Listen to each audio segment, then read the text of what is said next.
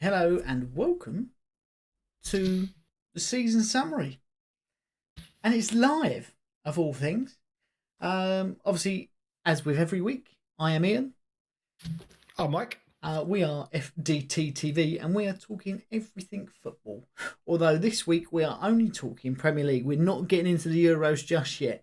We're going to hold our horses with that a little bit, and that will be next week's discussion once we've got a bit more of an idea as to who might be fit and who might not be out of the initial team selection. If any players are sort of called up off the reserve list as such into that squad. And we'll have a little bit more information about that. And then obviously we can go into what the potential route to the knockout stages is for England, among other things. It's all good. But I think we need to start off the inaugural end of season live podcast with a classic. And that classic of all things is one good, one bad for the season. So whereas we usually do one good, one bad for the week's games, we're going to do one good, one bad for the entire season. For me, obviously that's going to be West Ham. For Mike, that's Arsenal. So Mike, all over to you. Well, to be honest, I think we have to draw some positives. It's not been the season that we wanted. We have cleared out some deadwood, which we'd kind of wanted to. We have freed up some funds for some excess players. But I'd say the season on the whole was a bit poop. As far as an Arsenal fan goes, I mean, I know we finished with more points than we did last season. We have finished in 8th position again. Unfortunately for last season, we had the luxury of silverware. This year, we weren't so lucky. The one good for, I think, Arsenal season is clearing out some of that dead wood that we had previously. So we did see the likes of Mesut Ozil, Squadram Mustafi, Socrates was another player that left. All had their contracts terminated, and dare I say it, there's probably going to be more coming into the next season. It has been, like I said, a bit of an up and down season in terms of results. Some days we look like we can go on and be champions of England, and other days we look like we'd struggle in Division 3. So it's, I think the one good or the one positive thing that we can take out from this season is clearing out some of that dead wood that has been plaguing the team for God knows how many seasons. The one bad that I've got for this particular season, as I've just mentioned, is the inconsistencies. And to the most part, it has cost us dearly throughout the season. There have been games where we couldn't hit a barn door.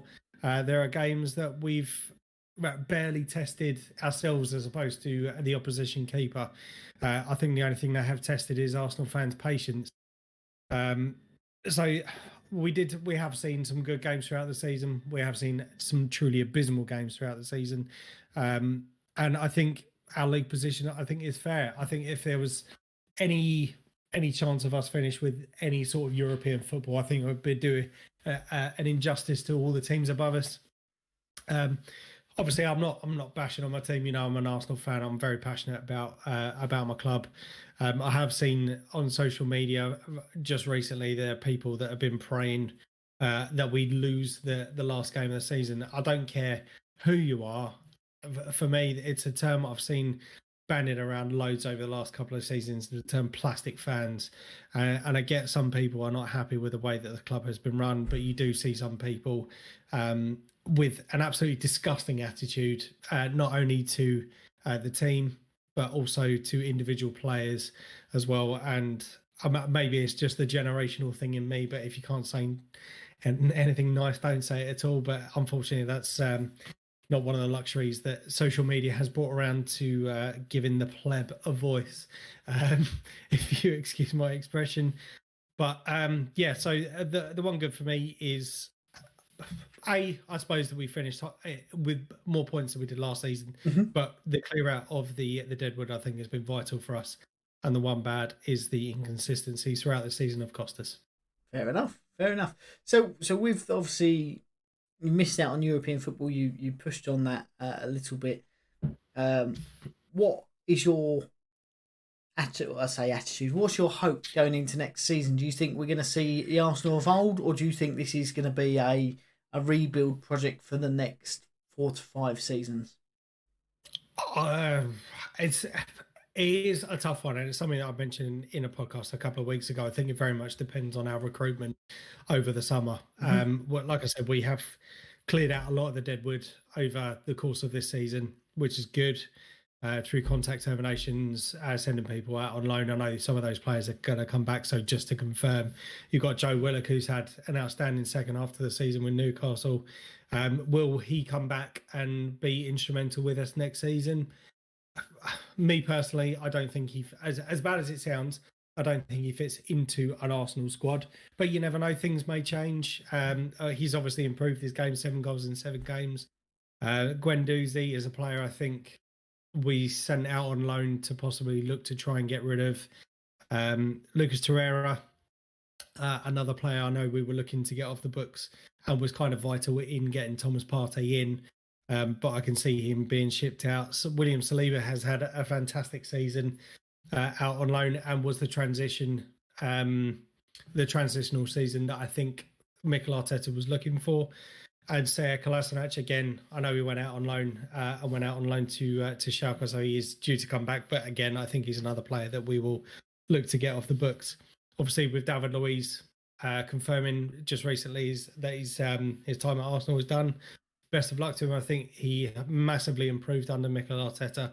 Did have a few ropey games, but again, I think there was a couple of games he was a bit harsh done by. And Danny Ceballos is another player I don't expect. And I think I mentioned this to you a couple of times, that I don't think that we will look to go for him in the future. Martin Ødegaard is a player I would love to see in the Arsenal shirt, and I think he could be hitting prime Mesut Ozil going back to 2013, 2014-ish, when he was at his best. But again, that all comes down to money. So for me, I think the expectations of next season will need to be top 4, if not challenging for the title, because we have not got the Europa League and at least one piece of silverware, be it the FA Cup or the Europa League, the League Cup. Yep. That makes perfect sense. You sort of covered my second question there. Do you think you're going to be challenging for any silverware as well? Do you think that, obviously we've had the Super League and the whole thing around that. Obviously we've also had with Arsenal some fan unrest, which you've alluded to there, but also the potential takeover from Daniel Ek. Do you think that that's still going to rumble on throughout the summer, or do you think that's now dead in the water until such point that Kroenke gets bored with what he's doing at Arsenal? Well, I have seen varying reports to say that he's coming back in with another bid. Whether he does remains to be seen. We have had promises from the Kroenke family that investments are coming into the club. Just wait and see. But I think, unfortunately, that is going to have to be the case. We are going to have to wait and see. I know for the Kroenkes, with being the majority shareholders within the club, that it is a good money-making scheme. We charge one of the most for the ticket prices. And once we get all the fans back in the stadium, it is a bit of a cash cow for whoever owns it. But I think one of the things that they don't seem to understand is, well, potentially they're going to get quite a substantial amount of money from Daniel Ek and his consortium. So Patrick Vieira, Dennis Bergkamp, Thierry Henry, they're all looking to make it a fan-driven club. Obviously, they appreciate the importance of fans, but at the end of the day, it's a business. I think if like with anything, I think money talks and bullshit walks. So if the right bid comes in, we may see a takeover, but I think this is going to be one that will rumble on for quite a while. Very, very good. So promising signs for Arsenal in the future, but this season, bit of a damp squib. Yeah. Understatement. Yeah.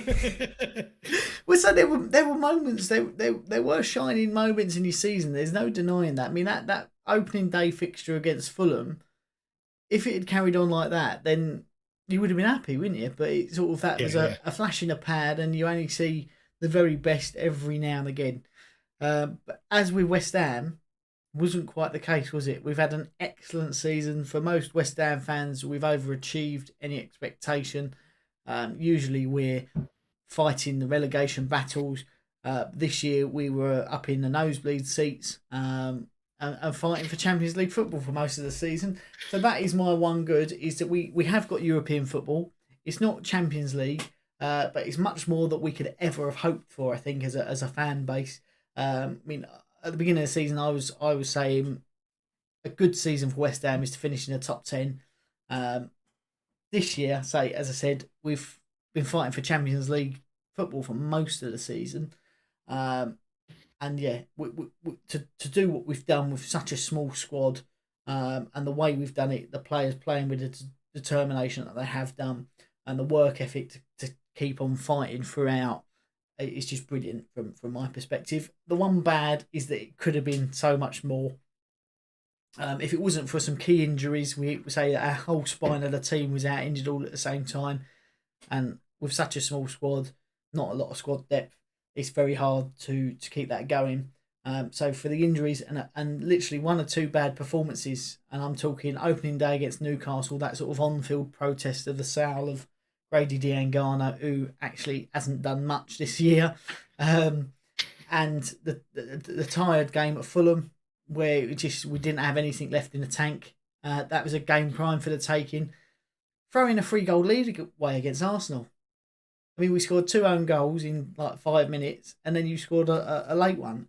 You think if that had happened, we would have finished third if we'd got those 3 results. So literally, a few little bit more luck going our way, and maybe we would have seen some results. I mean, we didn't get our first penalty till early January. So what can you do? But overall, more positives than negatives for West Ham this year, which is something we rarely say. Yes, and just to go back to something you just mentioned, I know you said quite a few times in the podcast this year, in terms of the opening day protest. Obviously, looking over the course of the season, like I said, I think you missed out by 2 points for Champions League this year. Yeah. Do you kind of rue that if it was a planned player protest, do you think you kind of ruin those chances, or do you think it is what it is? It's a good point. It is a good point, because I mean, Mark Noble released a statement saying how against it he was that we're selling our promising young players, and personally, I think that the team were reflecting the fan base. So I don't think fans have had it any other way. I think they were hoping for a bit more action. But if it was a case where we were usually struggling for results, then it wouldn't have mattered, if that makes sense. If we were if we wouldn't overachieve into where we were, then that result doesn't really get remembered. It's the fact that actually the 3 points there could have made a huge difference. I know in the second game against Newcastle, they sort of tore us a new one, but opening day, they those opening few weeks, they looked a bit vulnerable, and I think we could have got a result there.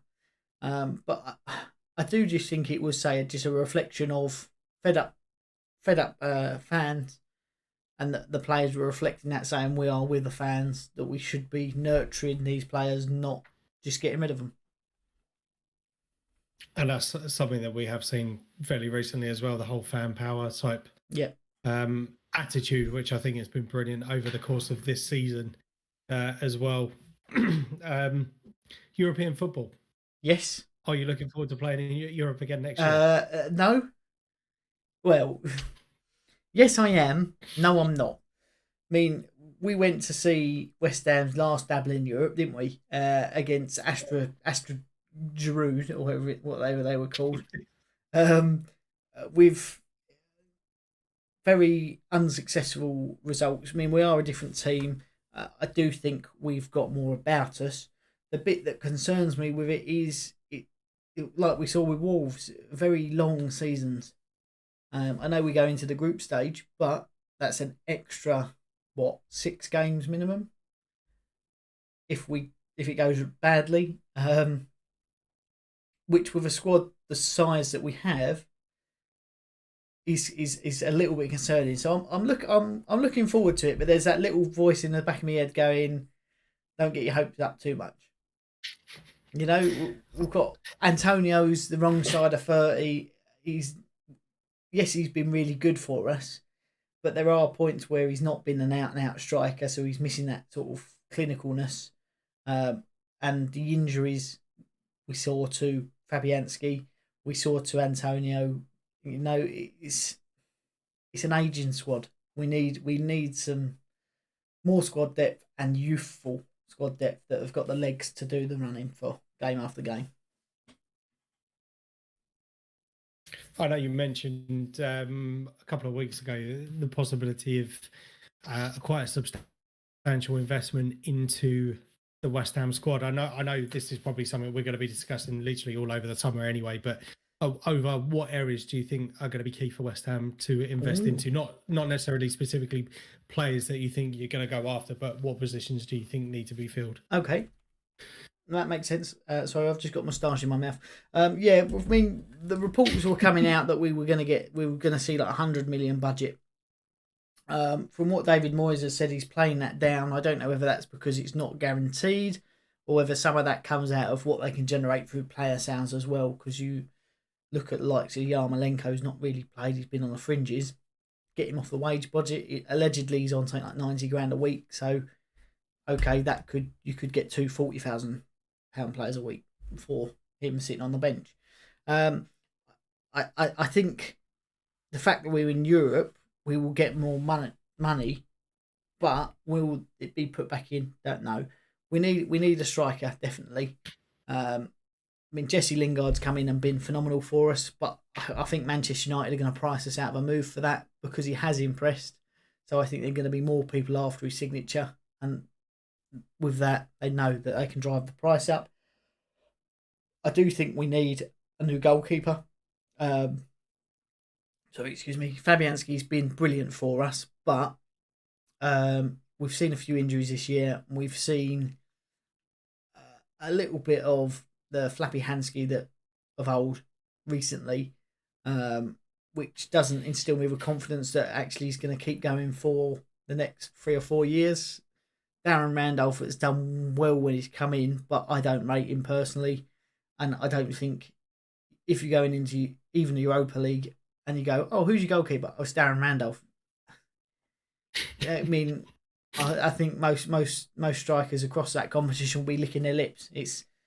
People say it's a lesser European competition, but actually when you look at some of the teams that have struggled in that competition over the years, it's there for the taking, and there are deadly teams in it, and those that come in it from the Champions League in the latter stages. It's never going to be easy, but yeah, possibly even a defender.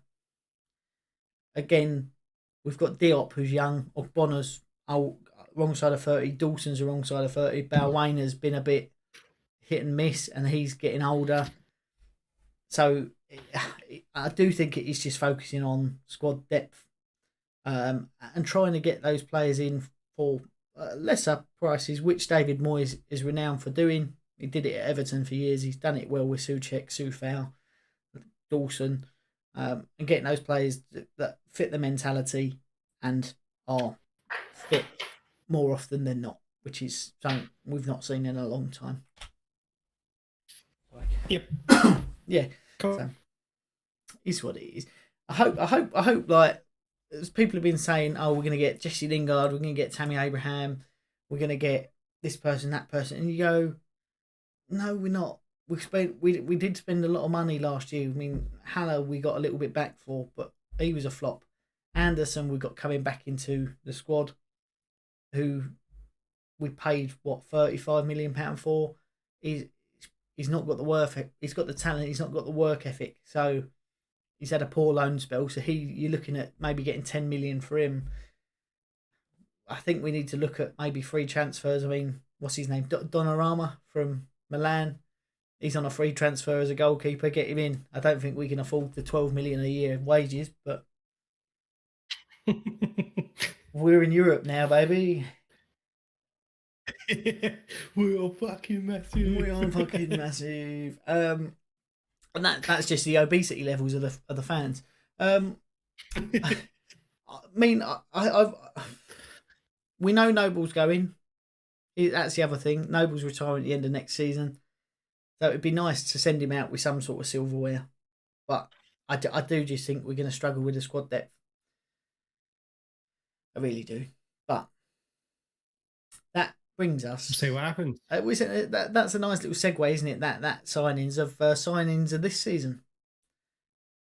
Signings of the season. Who have been the best signings of the year? Now, there are honourable mentions here from, I'm sure, both of us. And you could make an argument for a lot of players. Some, you maybe not. But the lists could be... We could do a 15-player list. Mike's been a bit better than me with trying to put together a list and got it down to 3. I've got it down to 4 with 2 honourable mentions that could have made the top 6. So for my 2 honourables, I'll go with Jota, who moved from Wolverhampton Wanderers to Liverpool for a reported fee, I should say, £45 million. Bit injury stricken this year, but 9 goals and big goals for Liverpool. He got them one they were struggling when they were behind to pick up some key results, keep them in the top half of the table, which has allowed them to sort of leapfrogging back into Champions League places with a run of form at the end of the season. And for number 5, Ollie Watkins, been included in the England squad, or provisional England squad. He moved from Brentford to Villa for £34 million. He was linked with West Ham, and actually he would have been a good signing for us, I think. But 14 goals in his first Premier League season, which is 8th overall in the competition. 5 assists. He hit the woodwork 7 times. So he's not been prolific in front of goal. But actually, I think Villa recruited very well this year. And he was part of that key recruitment. And he got them the goals that they needed. Yep. Have you got any honourable mentions, Mike? Honourable mentions. I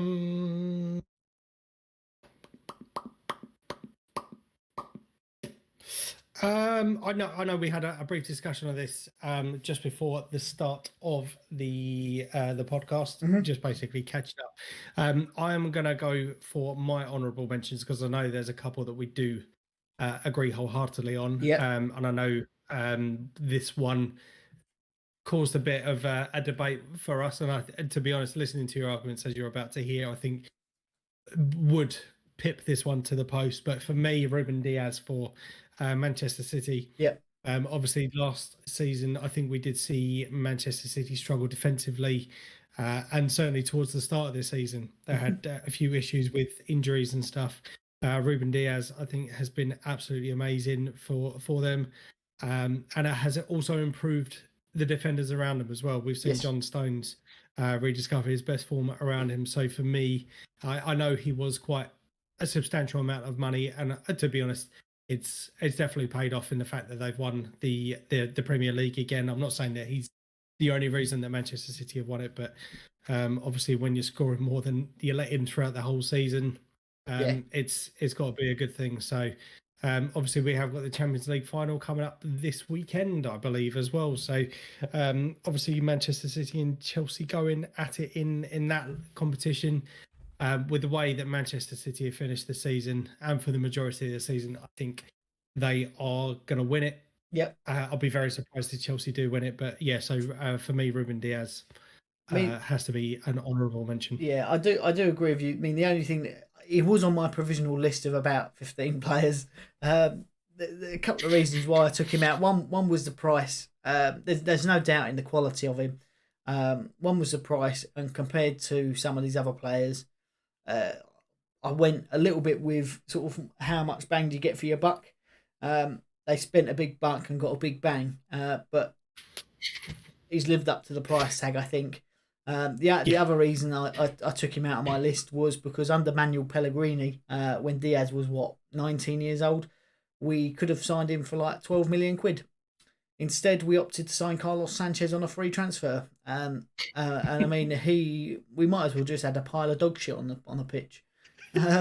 So he sort of wound me up. At all. No, you think like Manchester? What do you say? Manchester United spent 65 million, something like that on him.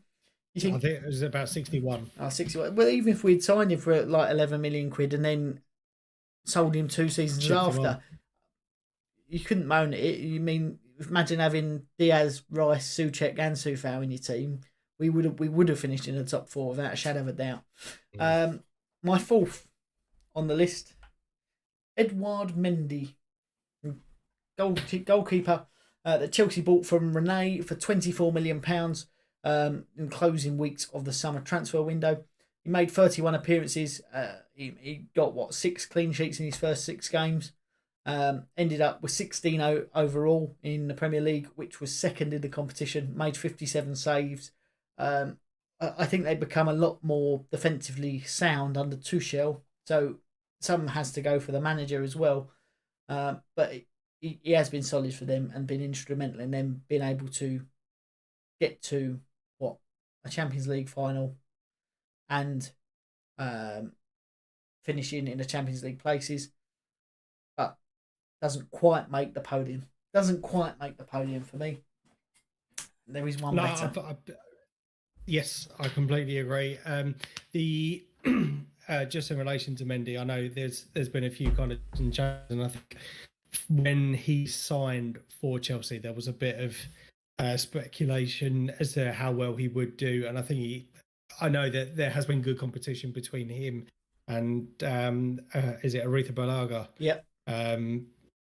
So it can only be good when you're kind of chopping and changing when you do have 2 reasonable goalkeepers. I would be interested to see who starts in the Champions League final, because I know Kepa, he played in the FA Cup final, which obviously Chelsea lost.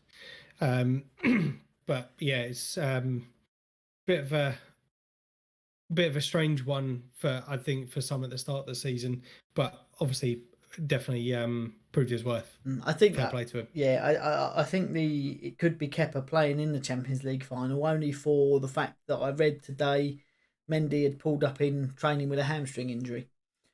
So they're just trying to see how bad that is. I don't know whether that's true or not. Obviously, there is a little bit of mind games that go on around fake an injury. The press will put it out. Manchester City will prepare for something else, and then we'll dish them up this. So who knows around this time of year? It's very hard to tell. But yeah, the one better, Mike. Who was the one better? Because we did both agree on this. We did both agree on this. Emi Martinez. Yep. Signed to Aston Villa from Arsenal during the summer. I've got to be honest, I was gutted when we sold him. See that you can't just have to affect the decisions of the club at that particular point by saying, or he would have guarantees that he would be playing more football, and obviously with the competition, I don't think that was enough to kind of guarantee him what he needed. So he wanted to play for his international team, which I have seen he has had to call up for in recent games, so fair play to him. But yeah, he's been absolutely phenomenal. 15 clean sheets this season. Yep. 3rd best in the Premier League. Now for a team that finished 11th or 11th. 11th, I think that's an outstanding return. It's just a shame, obviously, that there's been a lack of goals, I think, around Aston Villa, which obviously there's been a few draws and losses when the results could have been different, but Emi Martinez has definitely made a difference to Aston Villa this season. Just looking at their positions, in fact, I'll save these stats for when we come on to the bit later. But for me, Emi Martinez, I think it was reported about £27 million deal from Arsenal. Obviously, it boosted our transfer funds, but for me personally, after his service for the club, the way he finished the Premier League last season, or the way he finished the season last season, personally, I would have given him a shot this year. Yeah. Oh, 100 is what it is. I do think he would have made a big difference to Arsenal this year. I really do. You look at Mendy, got one more clean sheet than him, and the team that he had in front of him at Chelsea compared to Martinez at Aston Villa, he made 3 times as many saves, I think, or 2/3 more saves. He made 142 saves this Premier League season, and to still get 15 clean sheets is phenomenal. To face that many shots and come away with that clean sheet, I just think goes to show his quality. And I do think that was the biggest blunder by Arsenal this season, was letting him go and not giving him a shot at the first team and say to him, it's yours to lose. Number 2, I think we both sort of agreed on this one as well, was Thomas Souček from Slavia Prague.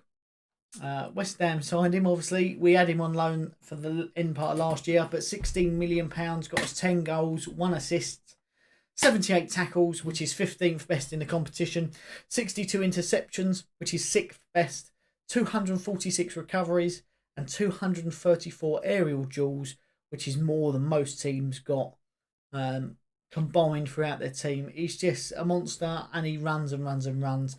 The Premier League haven't released the official final figures for distance covered yet, but he was first going into the last week of the season, and he missed a couple of games through being given wrong red cards and 1 and 2 little niggly injuries. Phenomenal signing for us. I think goes to show how diligent David Moyes has been with his one scout that he's allowed at West Ham. Did you say he got 10 goals this season? 10 goals. Double figure goals from a midfielder. Aubameyang. Yeah. He's equalled Aubameyang this season for goals. And I'm not saying that's, well, I think it's a poor reflection on Aubameyang's season when you look at the 2.5 seasons he had before that. Yep. But I think that shows the quality of him because for me personally, he's been a very exciting player to watch over the course of this season. And it's one that I definitely look forward to watching when I'm watching West Ham, just to see him possibly creeping up with a cheeky little goal towards the end of the game, or some blistering tackles or whatever. But yeah, he's a phenomenal player. He's one of those that say everyone likes a late run into the box, and he does arrive late, but he's good in the air. He's good with that sort of last little touch. But the fact that teams on set pieces and everything have to create a tactic to deal with just him, I think says a lot. And then that's why we have been so effective, because they've put 2 men on him, and then we've got Okbona, who needs 2 men, and Antonio, who's a big lad.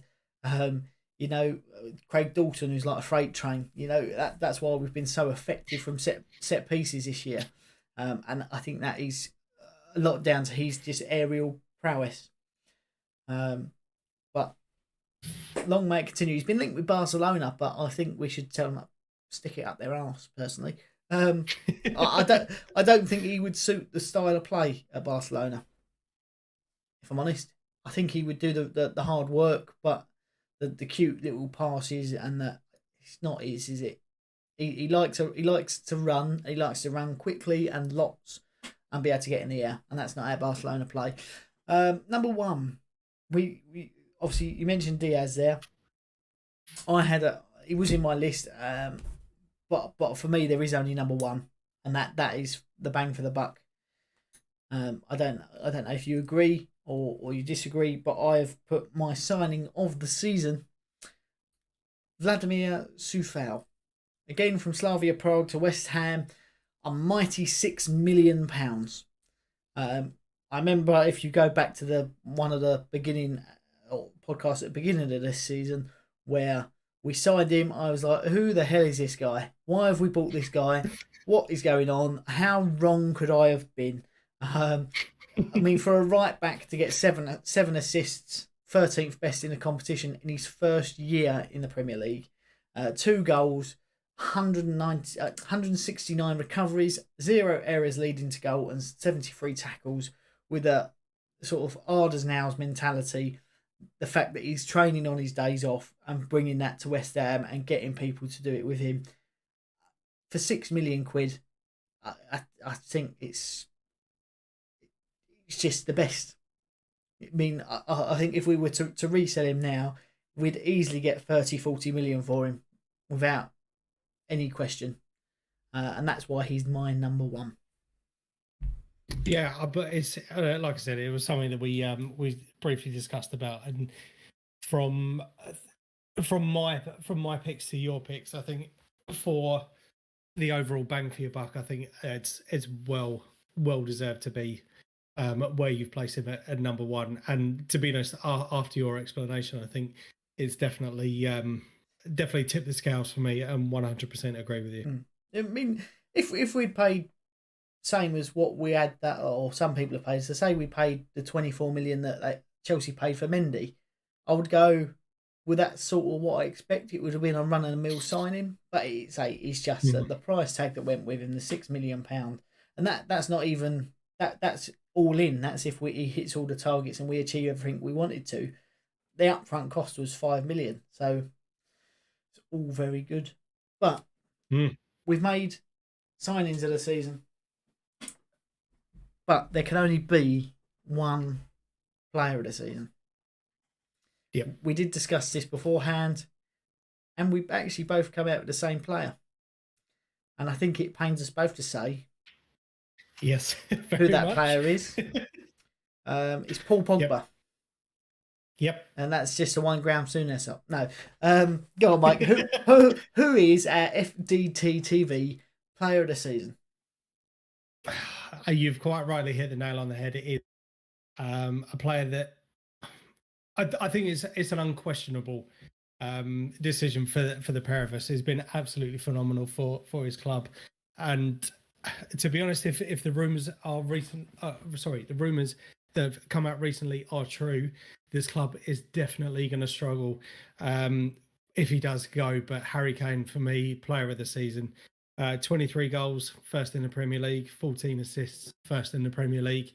For that calibre of player, again, it does pain me to say it, but for the calibre of the player, I think he's well within his rights to be considering leaving. I did watch a very interesting interview with him and Gary Neville, those two walking around a golf course. And to be honest, fair play to him, because he's been at the club, I think, since he was 11 years old. Had various different loan spells with various clubs, but certainly over the last, however many years, he's come up with a few times with a golden boot. His work rate for the club has been phenomenal. His contribution towards England as well. I know he's a player that you're not very keen on in the broad scheme of things, obviously, with him being untouchable because he's the England captain. However, for a player that does come up with 20 plus goals a season fairly consistently, he's basically dragged Spurs up, I think, this season to the position they're in. Quite fortunate, I think, to finish it within the new Europa Conference League spots over the course of the weekend. But yeah, phenomenal once again from Harry Kane. Yeah, I mean, there is no doubt in his quality. That's part of what frustrates me with some of the elbowing and the tripping and the diving and the rolling around that he does on occasion. But say he had more goal involvements on his own than 5 clubs in the Premier League, which is a madness to think about. I mean, if he wasn't in the squad, which hopefully he won't be next season, Spurs would have only scored 31 goals.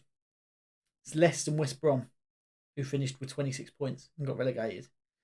Yep. And as you said, he single-handedly dragged Spurs up that table, put them in the Europa Conference League. But I do honestly think without him, they would be in a relegation fight. I know some Spurs fans will moan that was partly Jose Mourinho's negative tactics.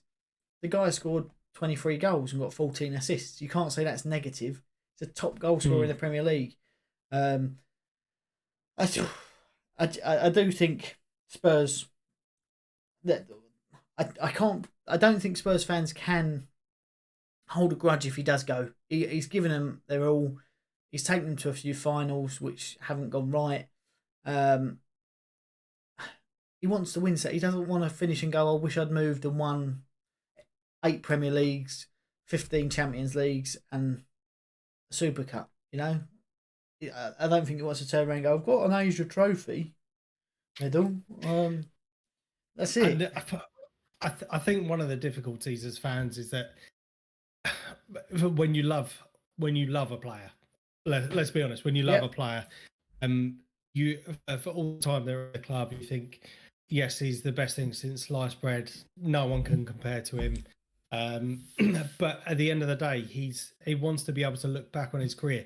Where I think what people seem to forget is that these people are blessed to be doing what they're doing. There's a lot of people that try and go for a professional footballer career that don't quite make the cut. These people are at the top of their game, and at the end of the day, their career is so short lived.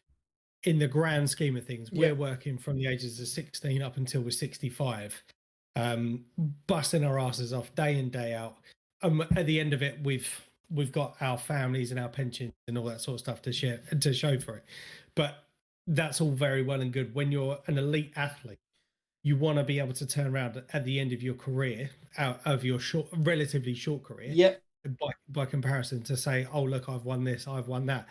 And I think the only way he is going to be able to end up saying to his kids, his grandkids, is to say, I played for this club, I won this trophy. I played for this club, I won this trophy. I've got this winner's medal. I've got this. No one wants to see a runners-up. Well, I suppose you can say I've got runners-up because we made it to the final, i.e. the Champions League final. There's not many teams that can say they've made that. However, if he then moves on to a Manchester City, a Manchester United, a Chelsea, a PSG, Bayern Munich, a Barcelona, a Real Madrid. I'm not saying that all of those clubs are going to be possible, but certainly in the grand scheme of things, you want to be able to go back, look, I've got this winner's medal, I've got this, I've got that. Yeah. And fair play to him. I played against the best all the time, not just every fourth season when we did well. Yep. I mean, should we get on to a little bit of Harry Kane talk? We've heard obviously the rumours of him saying he wants to move and win things. Allegedly, I've seen now come out that City made some sort of noises in January about possibly signing him, sort of a private negotiation. Daniel Levy, as we all know, is a very, very shrewd businessman. Harry Kane's tied into a contract and he won't take anything less than what he thinks he should get for him before he's sold. I mean, that being said, Gareth Bale signed a new contract, 4 or 5 days before he moved to Real Madrid. So it's not impossible. Daniel Levy seemingly has ruled out a move to Manchester United, unless they can come up with some horrendous bid. And you do think, when you look at the squads, Manchester United, I think, have hit form at the right times this season. They've been a little bit lucky. They've had a lot of penalty decisions go for them. But I think Daniel Levy sees Tottenham and Manchester United at the moment on a similar sort of level. Okay, they've pulled out a few more performances than Tottenham have, but that being said, they're probably closer to us than we are to Liverpool and Manchester City. Mm-hmm. I personally think he's going to end up at City because I think he does want to take Alan Shearer's record, which if he can stay fit and continue the form that he has had, there'll be no problem doing that. I think you put him at the top of that City pyramid behind with Foden, Sterling, De Bruyne behind him, and with the coaching of Pep, who has managed the best and made the best better. Mm-hmm. I think they're unstoppable. I do think it could cost them £150 million, and some people say, well, why don't they get a Haaland, because he's got another 10, 15 years of his career left, or 12 years, whatever it is. But you know what you're going to get with Harry Kane. Okay, he's 27, just about to turn 28, but you know you're going to get 3-4 seasons out of him where you are guaranteed 20 plus goals a year. Yep. In the Premier League. Haaland, yes, he looks very good and does look like he'd be a brilliant player, but he's playing in the Bundesliga, which we've all seen. Some players will come over from there having scored, like Mr. Haller, 15 goals in that season, struggled to get 10 in the Premier League. He didn't even get that. So I do think he is worth £150 million, 20 plus goals a season, and with the assists. He improved under Mourinho, played slightly deeper, which is why he got so many assists. Yeah. And I just think playing under Guardiola has its attractiveness, and playing with the players that are at City, you're guaranteed to win things, aren't you? Okay, you might not win the Premier League every year, but every other year you're going to win it, and you're going to be challenging every year. And you're going to be at the latter stages of the FA Cup and the League Cup and European competitions. And they've got they're quite happily paid the money as well. They're not worried about money, are they? To be honest, I think it's going to be one of those things. I think in terms of the Super League clubs, I think they've got a lot of grovelling to do to the fans. I know Manchester City, Tottenham and Chelsea were one of the firsts to withdraw their involvement within the competition. So, but that being said, they were put in that position by their owners. And I think it's going to take some ridiculous signings from these clubs in order to appease the fans. When you've got someone as proven as Harry Kane within the Premier League, I've got to be honest, I think a lot of clubs would jump at the chance if they could afford him. Oh, yeah. Your likes of your Manchester United, your Chelsea's. Dare I say, I would say for the most part that I would love to sign him just purely based on the goals. Yep. But I don't think he would fit into our style of play. And obviously there is that Tottenham link previously, and I'm not cutting my nose off to spite my face on that. I personally don't think he would fit into the Arsenal team. Maybe it's the fact that the Arsenal team needs to change and possibly adapt to a player like him. But for me personally, I don't think he would suit an Arsenal squad. Yeah, but certainly, as you mentioned, for Manchester City's, your Chelsea's, you're possibly Man United. I think is definitely a shout and more realistic. Yeah, I mean, I don't think there's any team in the world that if they were offered the chance to sign him and they could afford it, would turn it down. I really don't. And I think with that being so realistic a target to be the top scorer in the Premier League ever, I think that's got a big draw to keeping him in the Premier League rather than going abroad, which is good in a sense for us because it's always good to see lots of goals. So, but that moves us on. We've got our player of the season.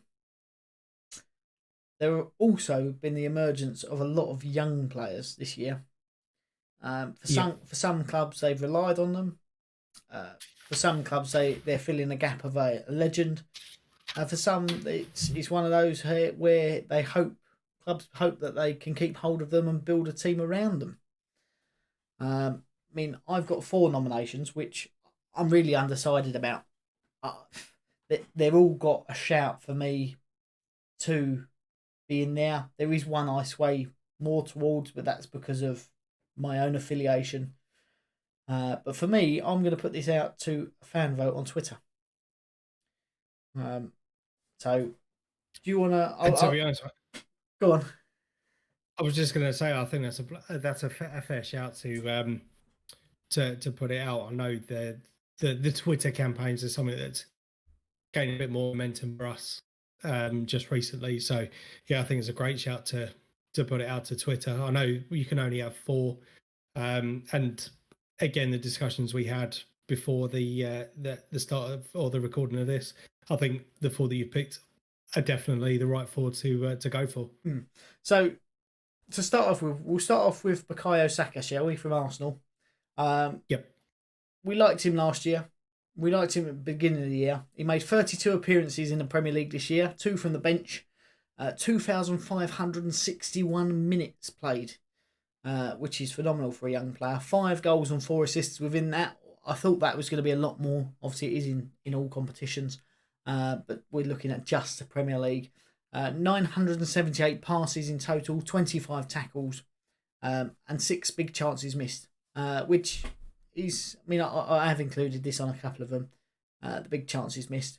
He's a young player. He's growing. He will learn from these things.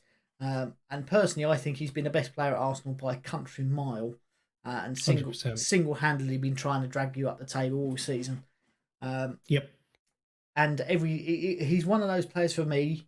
And I've said this throughout the season. As I've got older as a person and grown myself, I've become more attuned to saying, actually, I support West Ham, but there are players that I enjoy watching. He's one of those. Every time he gets the ball, I'm on the edge of my seat. What's he going to do with it? Even if he's going to put in a cross that goes in and then he says it's a shot and he meant it. But have you got anything to add on Saka? I mean, you're the Arsenal fan. You know a bit more about him. I just think he's phenomenal. Yeah, I did. I was going to say this for kind of like an any other business thing. But we're talking about players of the season. Just very briefly, I actually made like an Arsenal player of the season and flop of the season for Arsenal, and hands down, Bakayo Sakashi has been absolutely phenomenal this year for us. There has been games. I think he has got a bit missing sometimes, but I think you could put that down to the players and the performances of the team around him. When you're relying on such young players, I know that's the whole point of an academy, the fact that they are the future of your football club. But for someone so young, it's been absolutely phenomenal. He's kind of hit the heights that I think Martinelli, the height of last. And he's been absolutely phenomenal week in, week out that he's played. It was phenomenal in the Europa League, phenomenal in some of the cup runs that we had. Just an all-round exceptional player, very versatile as well. We've seen him play in various different positions. There's a few players I think within the Arsenal squad that need to possibly take a leaf out of his book. Ainsley Maitland-Niles being one of them. If you're offered a position, you fucking take that position and you run with it. So yeah, he's been absolutely phenomenal. I think he's partly unlucky to miss out on the provisional European squad for England. But I think some of that may be Gareth Southgate looking at. He's a young player. He's played a hell of a lot of football this year, and actually a rest will do him good for his own. He's in there. Is he? He wasn't in there the other day. Yeah, he's in. Yeah, he's in the strikers. If you have a look at the strikers, okay. Because I know he's played for England in the kind of wing back positions, and I've got to be honest, I was a little bit shocked when I didn't see him within that. But he's in the. I think because he spent the second half of the season playing at the. Yeah, he's now in the attacking positions. He's definitely in there.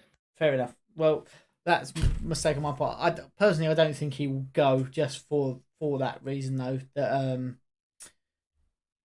hasn't played a lot of football. I mean, I would like to see him playing, but say for his own development, possibly that needs to be something that comes into the consideration. That we haven't always seen from the England setup. Next for me, Mason Greenwood for Manchester United. 31 appearances, 10 of them coming from the bench. 1,825 minutes played, 7 goals, 2 assists, 714 passes, 13 tackles, and 8 big chances missed. Looking again, another very promising young English player.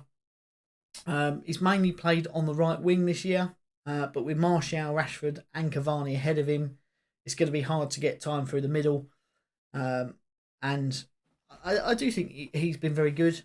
He has scored some key goals for Manchester United, as we've said.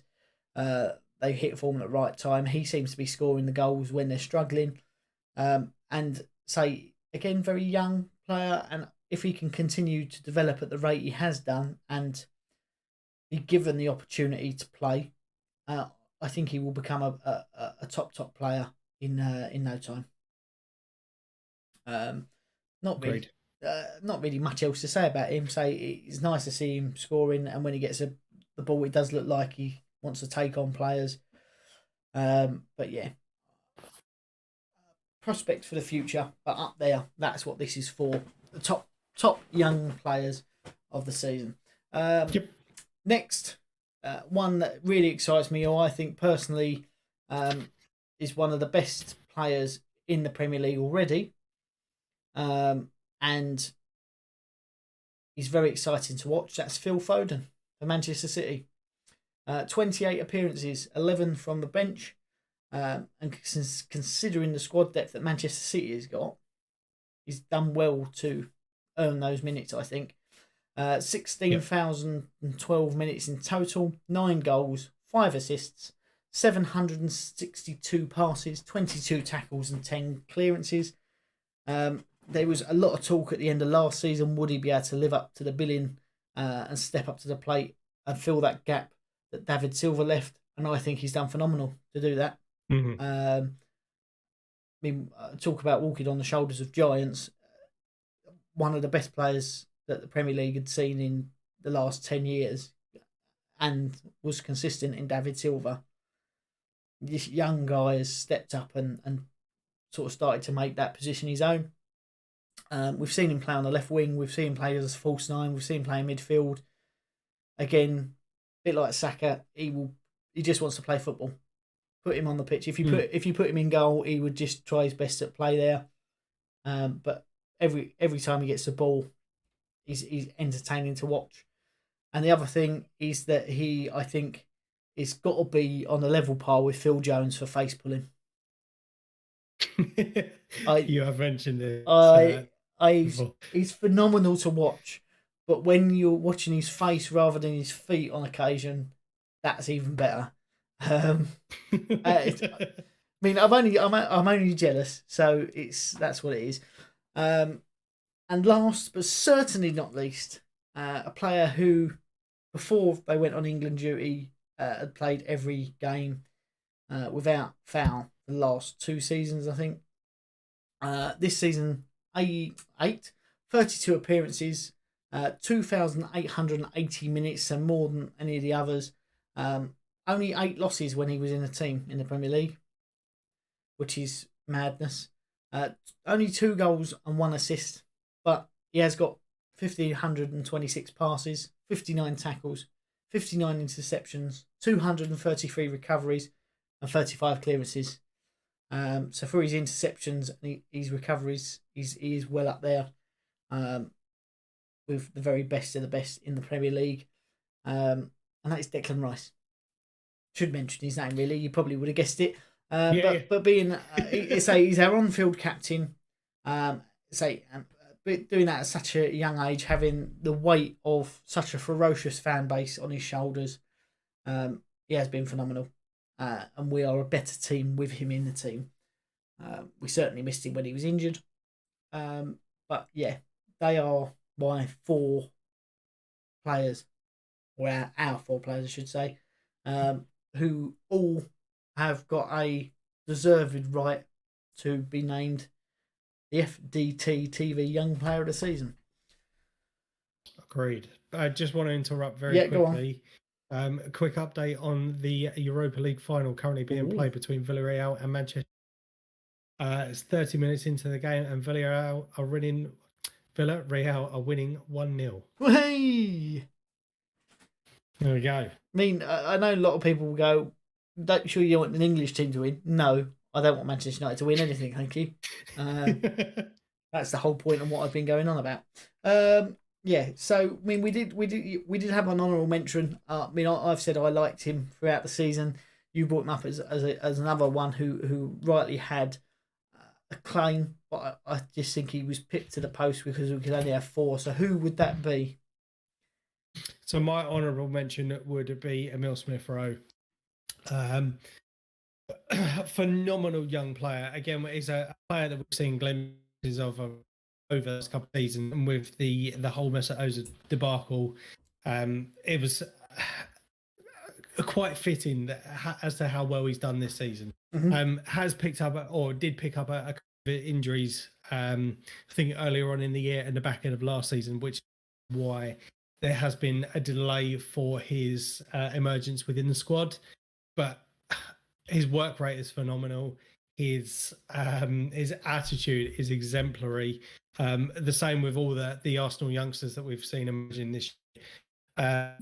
And as a player, he's filled a position extremely well in the kind of the number 10.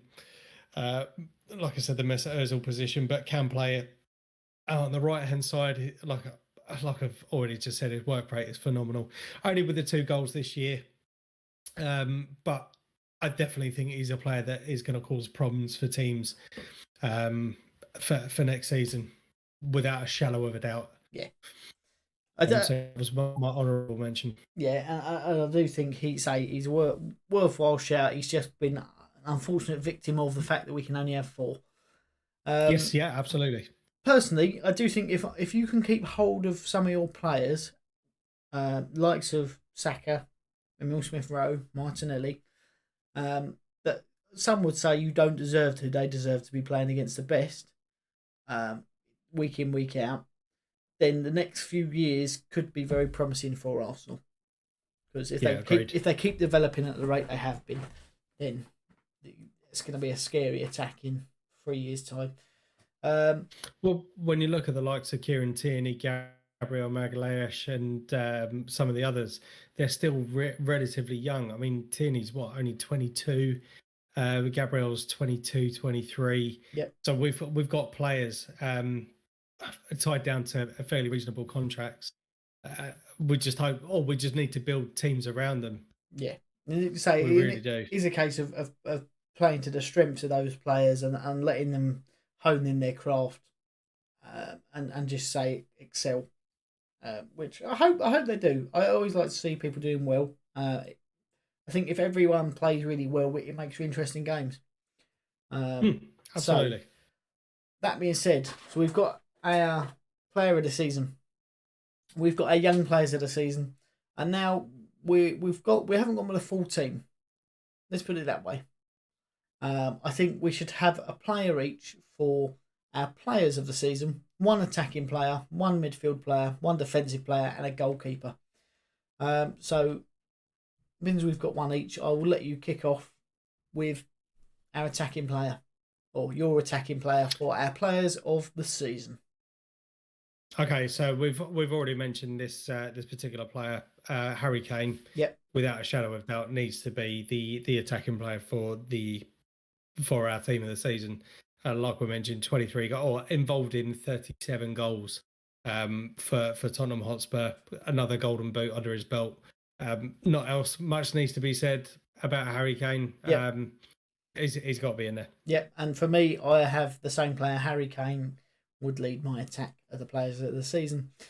Midfield, I mentioned him earlier as one of the signings of the season. Thomas Souček for me has got to be in there. I did think about likes of Bruno Fernandes has been quite good this year, but for me, Souček has got the complete package. So he's in my midfield. Who's your midfield or midfielder?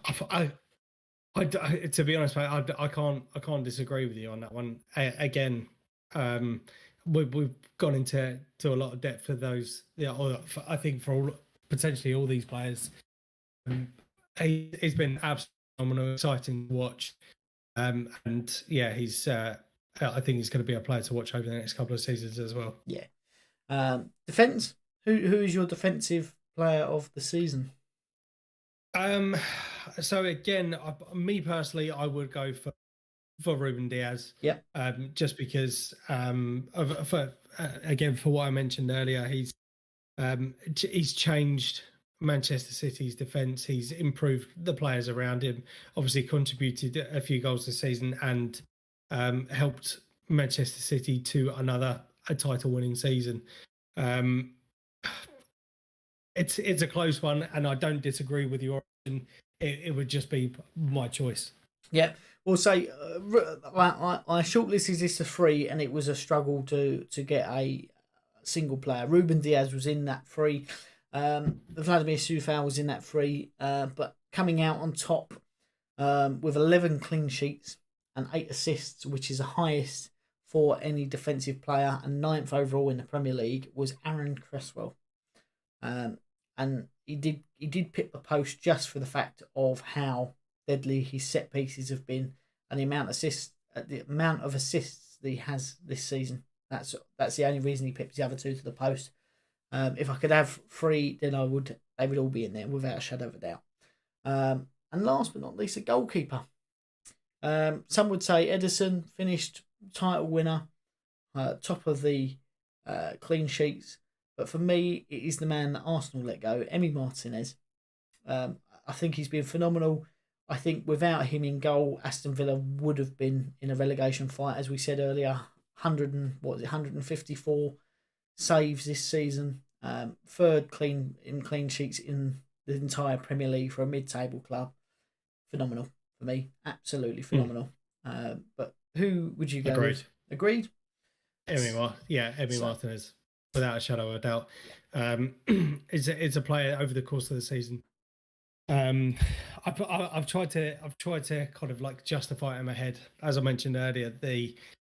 You have to kind of understand and trust what's going on behind closed doors within the club. You do have to question with some of the performances that we've seen from Bernd Leno this year. I'm not saying he's had a terrible season, but by no means has he performed at his best. He's played for the last couple of seasons. And I was genuinely gutted when we sold him, just because of the length of time he's been at the club. The way he finished the season off last year definitely deserves a chance at the number one spot, or at least playing the majority of the games, just by the ways he played. I think Arsenal fans and the Arsenal board are definitely suffering from the loss of such a great player. Well, would you like something special for the live? Because we've only had one introduction. I think our next section needs to have a special go. And that is Under and Over Achievers. A little bit off the cuff there. Beautiful. But this year we have seen some real underachievers in the Premier League and some real overachievers in the Premier League. And I bet you can probably guess who they are. Obviously, let us know on Twitter who your under and overachievers are. I think we've got 2 each, some of which we'll agree on, some of which we won't. The way I looked at this was because we could have had a number of teams in each section. I looked at what was the realistic expectation for that team before the season kicked off, and where did they finish. So for me, my underachievers to start off with was Arsenal. I think in pre-season, realistically looking at it, they should have been 4th to 6th. I think that's a realistic expectation. Bit underwhelming. Did finish 8th, which looked like it may not have happened. Finishing in the top half of the table for a little while. But just on overall underwhelming for me. Yeah, 100%. Just gonna to compare from where we were last year to how we've done this year. So 56 points last year. However, we did end up with the FA Cup. And I actually have an FA Cup shirt, not there, but obviously the cup winning shirt hanging up in my closet of Arsenal gumph. 61 points this year, so we have improved on the points tally. However, we've got no European football in 25 years, I think it is, and also no silverware to go with that. We had the opportunity to go to a Europa League final. Obviously, I've mentioned Manchester United are currently playing in that tonight, and to be honest, had we even got against Manchester United, but so no European football this year. One other thing that I think has plagued us is our inconsistencies this year. We've been absolutely phenomenal one game, so crap the next, and it's definitely cost us. There was periods, I think, throughout November, in fact throughout the majority of the season, where we've kind of dried up in terms of chances created, in terms of goals scored, and it was a sad state of affairs to kind of rely on other teams around us slipping up towards the end of the season in order to try and save our season. But going into next year, like I said earlier, we've got no European football. Our target minimum should be top 4, and I think anything less than that is going to be a failure. Obviously, it will be made better if we do make an attack on all 3 domestic trophies, so the Premier League, the FA Cup, and the League Cup. We love an FA Cup win. Obviously, the most successful team in England to win the FA Cup. So I would love us to see put a decent challenge out for that. But yeah, we've got absolutely no excuses next year because obviously our game time is going to be, or a number of games is going to be reduced. Obviously, with things returning back to normal, the games won't be as coming from faster players. We'll see injuries, less muscular injuries or fatigue injuries. So yeah, for me, definitely massively underachieved this season. And who else is in your underachievers list? I have gone for Spurs for this, and I'm not just obviously bashing on because I'm bashing on Arsenal. Spurs have consistently had some unbelievable players. Heung-min Son, Harry Kane, to mention a few. But with the quality that they do have, they've never really hit the heights. Obviously, they had a Champions League final a couple of seasons ago, bottled it. Also had the the League Cup this year, bottled it. And I think for when you've got a player who's contributed for the number of goals that he has himself personally scored and with the assists as well, for them not finishing higher, when you look at how they were earlier on in the season, I think they were potentially challenging for the top 2, top 3 this year. To see them fall away and to scrape through into the European Conference League, I think it's a no wonder why some of these players want to leave. And I think if we do see Harry Kane leave, there may be a few other players that will end up leaving as a result of it because they won't be getting the service that they previously have had. Obviously, sacking Jose Mourinho the week before a major finals for a team that hasn't won any silverware other than the Asia Trophy, as you mentioned earlier, I think it's a shambles. We had one of our worst seasons that we had last season, and we still managed to finish theoretically in a better position than Tottenham did by coming away with some silverware. So yeah, it's just my personal opinion. I think for a team that's got that many goals in them, they should be doing more than what they have done. We think if they'd won the League Cup, they would have automatically qualified for Europa League rather than Europa Conference League. For me, I do agree with you. Tottenham were someone who come into my consideration, as well as Wolves, who I think have got a bit of a torrid time coming up in the future. Liverpool, for me, biggest underachievers of the season. And some people say, but they finished 3rd.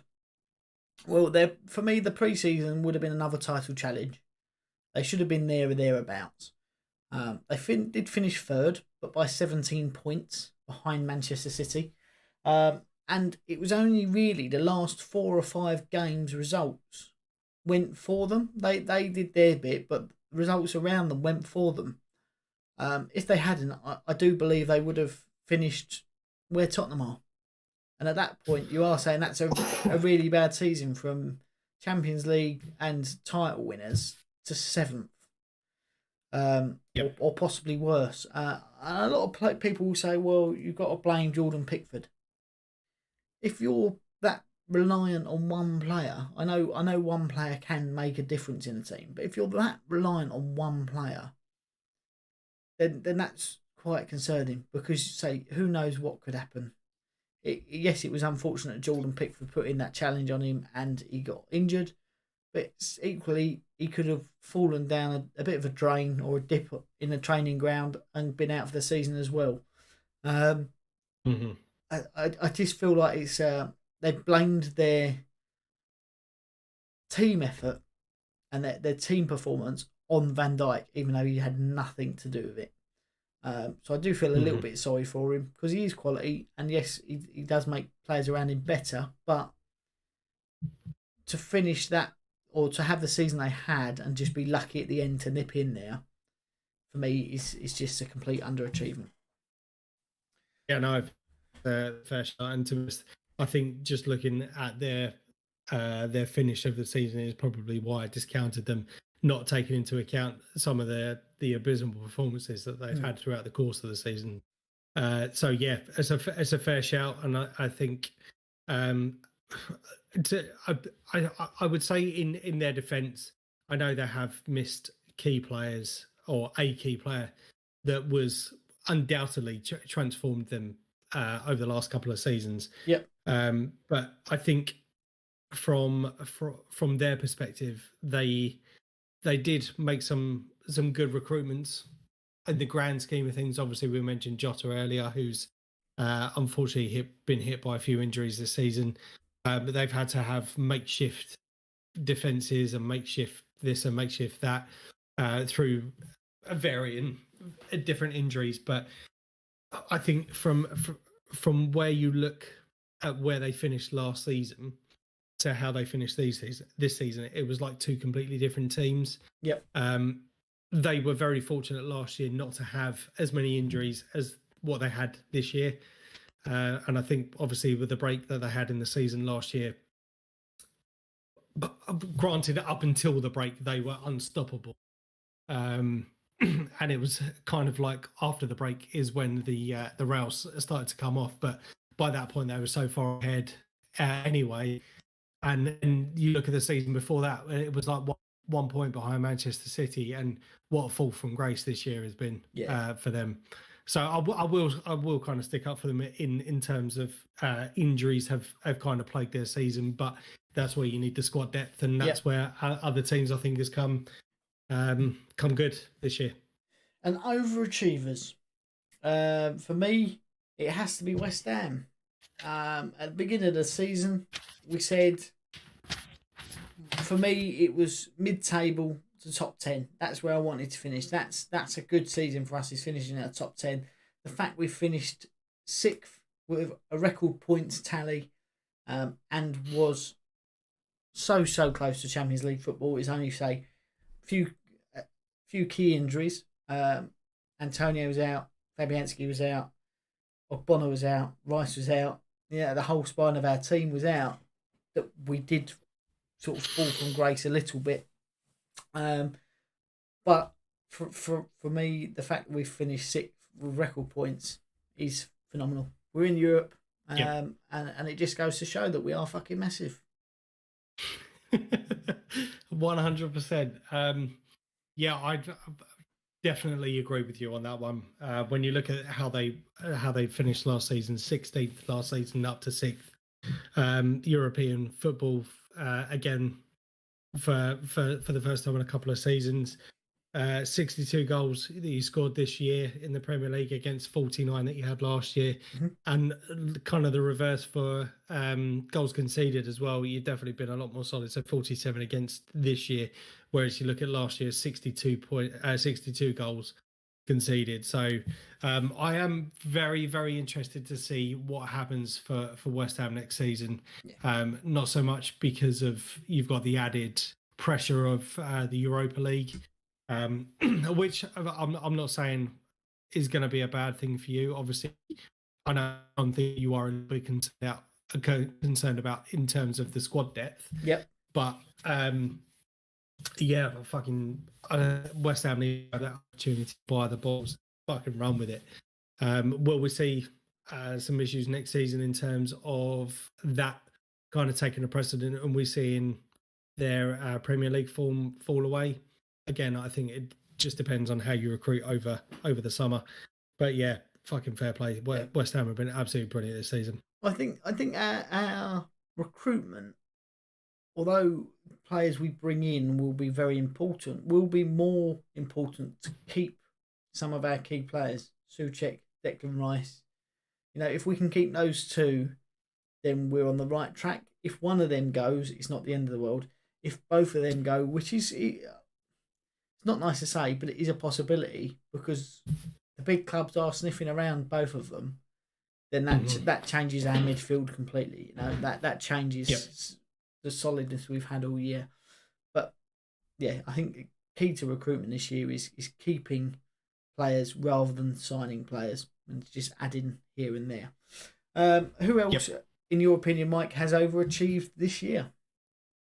So we mentioned a couple of their players in terms of signings for the season, and I think for me personally, Aston Villa are another ones that have overachieved this year. When you look at last season, I think they just scraped staying within the Premier League in 17th position.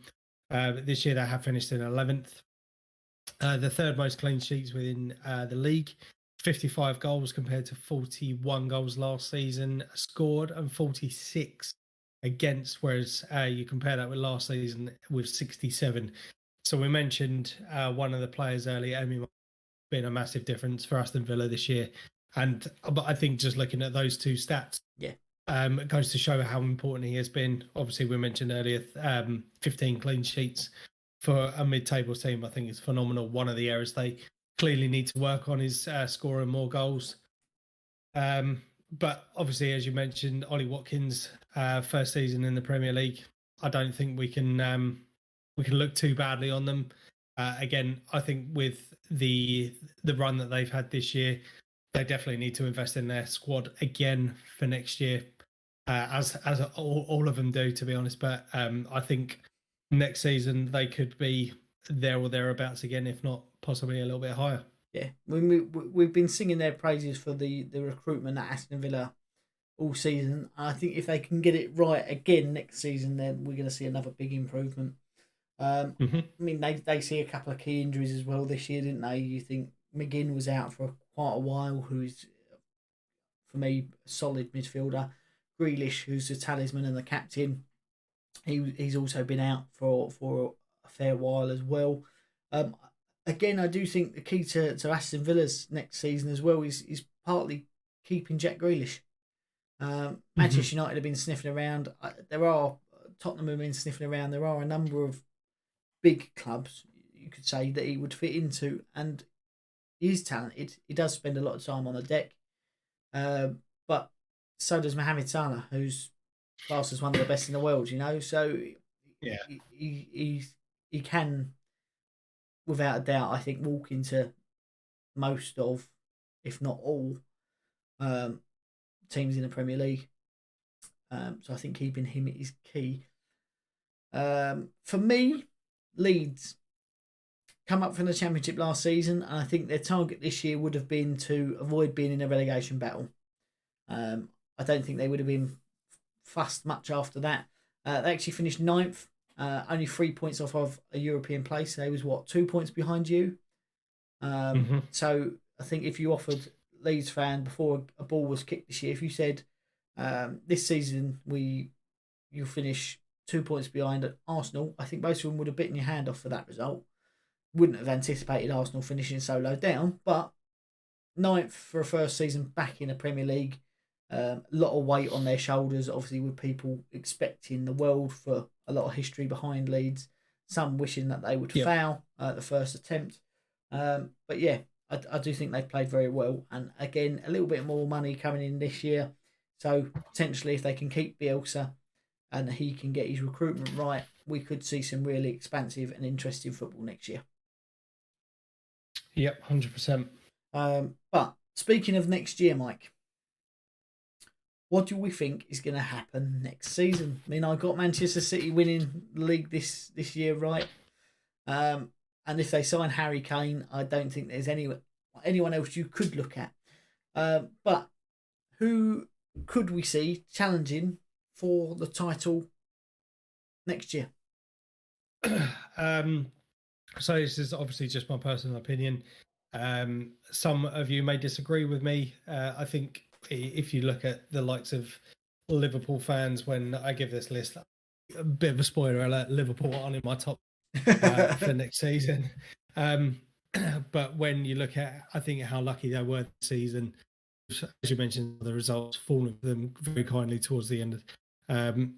There's only a few teams I think that could potentially challenge next year. Again, I think it all obviously heavily relies on the recruitment for all of the teams. Manchester City, I think, are going to be one or two again. Yeah. For next season.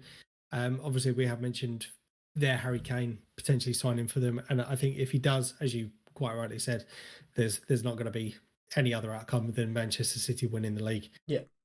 Chelsea, I did only pick Chelsea at the start of this season just because went for Manchester City. They were actually the league this year. I know it's something that myself meant or talked about on the podcast, and Chelsea, I think for me, I think one of the reasons why I went for Chelsea was the whole kind of what's the word, the fairy tale.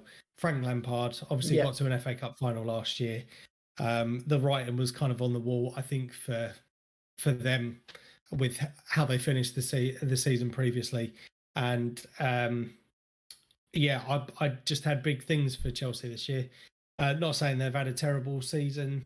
They've obviously finished in the Champions League positions again in the Premier League. They got to the final. They're in the Champions League final. It's a big task to go up against Manchester City, but it's not impossible. You never know. We come next week and they could be champions of Europe again. Yep. So for me, Thomas Tuchel, he has definitely improved Chelsea over the second half of the season, and I'm interested to see what he gets out of the team with a full pre-season, some his own transfer. With the way he's improved them already. Good luck to him. Arsenal for me, this is, I think, the reason why I have gone for Arsenal is because we've got no excuses next year. We have only finished a few points out of the top four this year. I think with a few dodgy VAR decisions that we've had this year, and also the pressure of trying to clear out the squad and trying to go as far as we can in Europe, obviously relying on other teams around us, I think is not good. We have no excuses next year. We have to recruit well. We have less games to play, and I will be extremely disappointed if we don't make top four next year. That was my aim for this year with how we fit. Obviously, we have, like I said earlier, got rid of a load of dead wood. There are a few players that I think still need to go, but obviously there are positions that we need to recruit in for. And I think that Arsenal, without a shadow of a doubt, need to finish in the top four next season, if not challenge for the title. And Manchester United is my final one. We've seen Manchester United do fairly well throughout the course of the season. I know they had a bit of a rope, and people were calling for Ole Gunnar Solskjaer's head, but he's managed to turn the team around. They finished in second place. They're in the Europa League final. I think it's a bit of a transitional period for Manchester United that we've seen over the last couple. And I wouldn't be surprised if the signing of Edison Cavani has obviously made a difference this season. Obviously, he's got contract extension going into next season with fans coming back into the grounds as well. I think it's only a positive thing for teams. You mentioned in last week's podcast that there have been a record number of away wins for teams this year. Obviously, we've not had fans in the stadium. With fans returning, I think normality will return to football, and I do think that they will be challenging next year. Fair enough. I mean, I agree somewhat with what you've said there. Mostly, I looked at it from the perspective of fresh season, fans in the stadium, 99% fit squad, but then I didn't really take into consideration Euro Cup injuries, if they happen. But say Manchester City, I do think will be up there regardless. If they sign Harry Kane, then as you said, it's anything but a win is then a huge failure, I think. Liverpool, I think if you put them with a fully fit squad, I do think they should be contending. That high press, I know they've been found out a few times this season, but say with a fully fit squad, then I think they would do well. Chelsea, I think should be up there with the squad they do have, the players they do have. Tuchel's made them a lot more defensively sound. However, that being said, we do see a lot of turnover of managers at Chelsea, which means that if he doesn't win the Champions League, actually, could we see him go before the kick-off of next season? Possibly. It's unlikely, I think, but quite possibly. I mean, we saw Roberto Di Matteo sacked, and he'd won the Champions League, so it doesn't really mean anything, does it? I do think if they're not contending for the title in December, then we could see him go in January, possibly, depending on what the cup runs are doing and where they are in Europe. And finally on my list is Manchester United, but in brackets I have put only if Harry Kane signs. I think if he signs, we may see the likes of Martial move on, but I do think the added goals that he will guarantee will push them up a level and possibly do that. But again, Ole Gunnar Solskjaer hasn't won anything, has he? A few Manchester United fans, I know, some are happy with it because it looks like they're going in the right direction. Some are not happy with it because we should have won something by now. The fact they're in the final when they're currently losing, I don't think looks good for him. I do think, okay, yes, they finished second this year, but no one remembers who finishes second, do they? Give it 3 years and they'll go. People go, was it Chelsea? Was it Liverpool? Was it Manchester? I think Manchester United fans want winning. Okay, they got it under Van Gaal. They wasn't happy with the style of play. They got it under Mourinho. They wasn't happy with the style of play. They're now happy with their style of play, but they're not winning. So it's peaks and troughs. But I don't think he's going to be their permanent manager. Not for the next decade anyway. I think we could see him potentially depart next year. And that brings us on to the other side of the table. Relegation. Relegation. It's always a hard one because no one likes to see anyone get relegated, yet 3 teams have to go every year. Usually there's one dead rubber who fail to get any traction in the Premier League. This year that was Sheffield United, and I think that showed the importance of a solid goalkeeper. But for me, Norwich, I think they will yo-yo once again. They were up last year. This year they played in the Championship.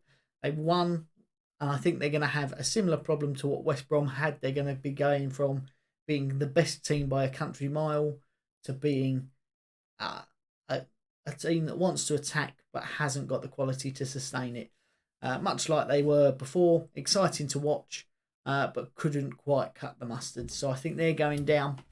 Watford, for me, again, aging squad, have got some promising young players in there, but the turnover of managers at Watford again is quite concerning, and the fact that there seems to be a lack of investment completely in that squad. Wolves, Nuno has gone. He's done very well with them. Doesn't seem like he left on the best of circumstances. Some rumours saying that's because the owners lack of investment and they don't want to invest anymore.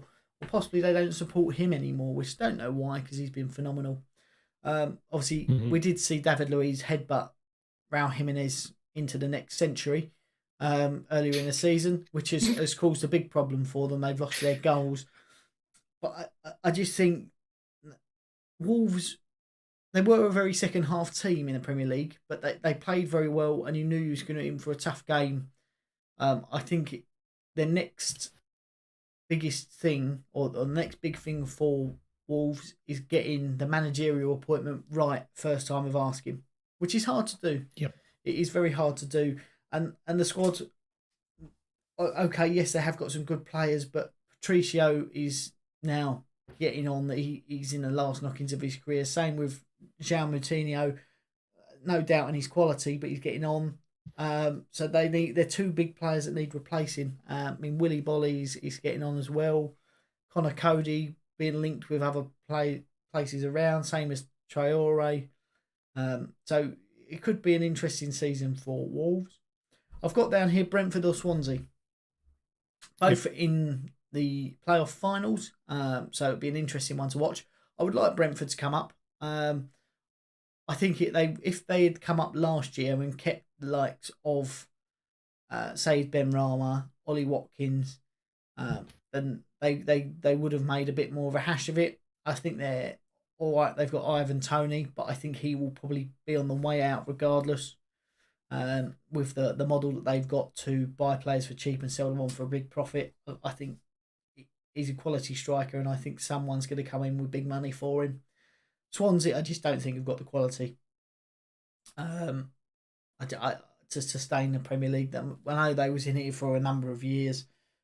Last time they come up, they bought, who did they buy? They bought Wilfred Bonny, didn't they? On that first season they come up. And Michu, who both had phenomenal seasons, but I can't see that happening again. So they're straight back down. And one last but not least, West Ham.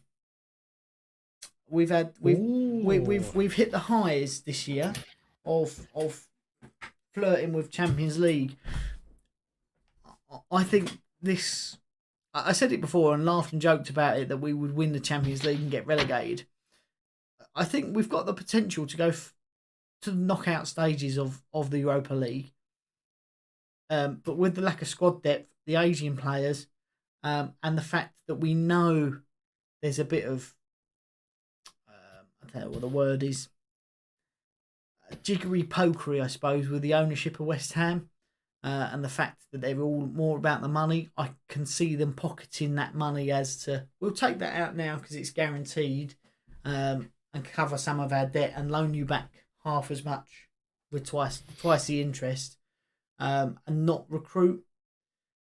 I mean, if West Ham fans want us to build the team around Declan Rice, and any sane person would go, if you do that and he stays fit and you build that squad around him, you've got a force there going forward. If Chelsea come in again for him, which is been alleged, same as Manchester United and Manchester City have all been linked again. If they come in with 90, 100 million, I think they're going to take it. And from a business standpoint, I understand that, but I just think it's a mistake. So I do think that potentially with the extra games and possibly some shithousery from the ownership, we could be in with a struggle next year. We really could. But that's enough from me. Who do you think's going down, or potentially going down? To be honest, mate, I think I've agreed with you across a lot of those clubs. So Norwich, obviously, we see them promoted a couple of seasons ago, went down. They had a terrible season whilst they were in the Premier League, but obviously they showed their quality again within the Championship, which just I think goes to show. And you hit the nail on the head. They're a yo-yo club. I think they're too good for the Championship. Nowhere near good enough. I know they had an unfortunate set of a couple of years, which I think could have impacted their season greatly with Emiliano Sala, I think his name was. Unfortunately, died during the transfer window on his way over to the club. I think that was very unfortunate. So that could have obviously plagued their season. But I mean, it does remain to be seen. But I do personally think they're going to go straight back down. Where are you? Let's be having you. That's what we want to see. That's what Premier League fans want to see. Good old Delia. Watford, I think, again, is another one I agree with. Burnley was my kind of outsider. We've seen them kind of flirting with the relegation battle. I mean, fair play to Sean Dyche. He's so well with such a small club with small budgets. In the fact that he does maintain their Premier League status, but I think if it doesn't happen next season, it's going to happen the season after, unless they get some sort of massive within the club. But then I think they do obviously run the risk of putting themselves bankrupt, or certainly in flirting with financial fair play rules or regulations. So we saw them taking over a sort of latter part of the season, didn't we? And I think a lot of Burnley fans were hopeful, but seemingly after looking at reports, it looks like they're actually worse off financially than they were under their old ownership. But who knows? Who knows what happens? Apparently they're changing financial fair play rules, so that could benefit Burnley. Go on, sorry. The other one I've got is either Brentford or Swansea. Is the playoff final this Saturday. I tend to agree with you. I think Brentford would be the preference to come up. But at the same time, I think it's going to be another one of those possibly yo-yo clubs. I mean, Brentford have been very unlucky over the couple of to do better than what we did if they missed out on the playoffs last year. So obviously I do think it's their this year. We'll see them in the Premier League, but I think out of all of the teams, I think that potentially they will be bottom. Yeah. I think you're right. I think they have some young, exciting players that other clubs will be sniffing around. And the fact actually we're now in the Premier League, we can sell them for more than what we would have done while we was in the Championship. For them, it's too good to turn down. But I do think they've got very good recruitment, haven't they? They really have. So I think they'll lose some players, bring in some players, and then bounce back, be sort of up and down thereabouts every year. We've covered a lot in this season, Sammy, although it has been a very long season.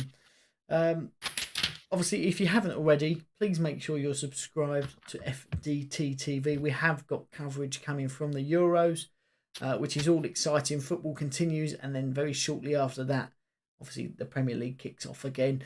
So next week, we will be covering the England squad, our chances in the Euros, as well as who we think might be at the latter stages and our potential for how England can possibly get there.